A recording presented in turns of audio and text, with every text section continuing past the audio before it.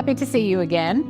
I'm going to do something a little different this week. Instead of showing you big, beautiful houses, which you know I love showing you big, beautiful houses, I'm just going to take a minute to talk about all the brouhaha that has been going on recently in the news with regards to the National Association of Realtors lawsuit and settlement. So as you may know, the National Association of Realtors, otherwise known as the NAR, was hit with a lawsuit which they settled.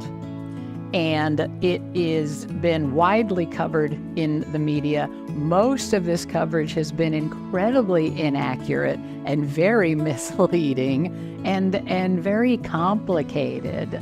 But I'm going to sum up this whole thing just for you to know in one sentence. But the first thing I need to do is to explain to you about real estate commission.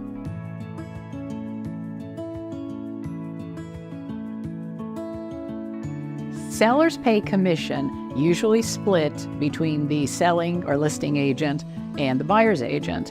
And it's a really good idea for the buyers to have an agent because it helps them negotiate the process, it helps them understand the process, and it helps everything go smoothly, which is very beneficial for the seller as well as the buyer. Because with all the intricate ins and outs of buying and selling a property, it's great to have two professionals working with it so that everybody gets to the closing table.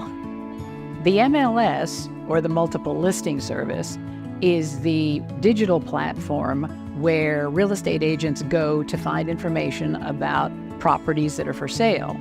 Historically, in the MLS, when you looked at a property that was for sale, the commission that was paid to the buyer's agent was listed there on the MLS. So for instance, if the commission was 6%, which commissions are totally negotiable, whatever you would like to do, well, maybe not whatever you would like to do, but commissions are negotiable. But let's say, for instance, it's a 6% commission, it would list that 3% was to the buyer's agent, usually split 50-50. And that's the way it had been. So I promised to boil this all down to one sentence, and so this is what we've got. According to the NAR, National Association of Realtors settlement, you can no longer put in the MLS what the compensation is to the buyer's agent. You can no longer put that there. Can a seller still offer compensation? Absolutely, no problem. It just can't be written in the MLS document.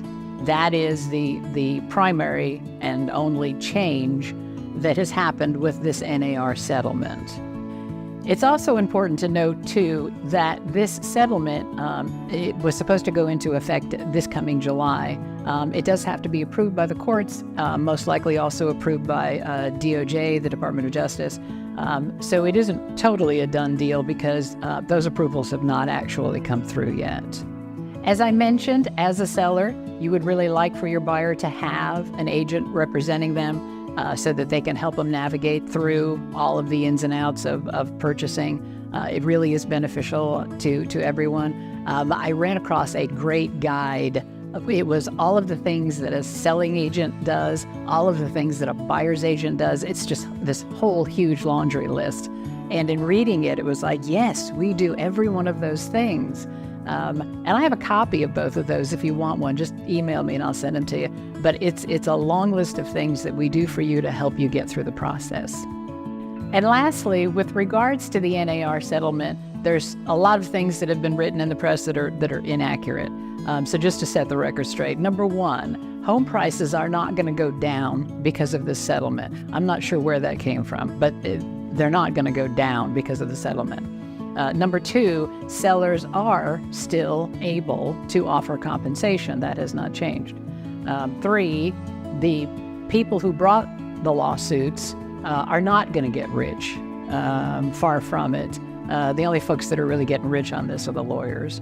So I just wanted you to know what I know about the situation to help you in the process. And if you want to call and talk about this at any great length or whatever, please give me a call. I'd love to talk, and I'll see you next time. So, do you have anything to add to that? Is there anything else you'd like to say?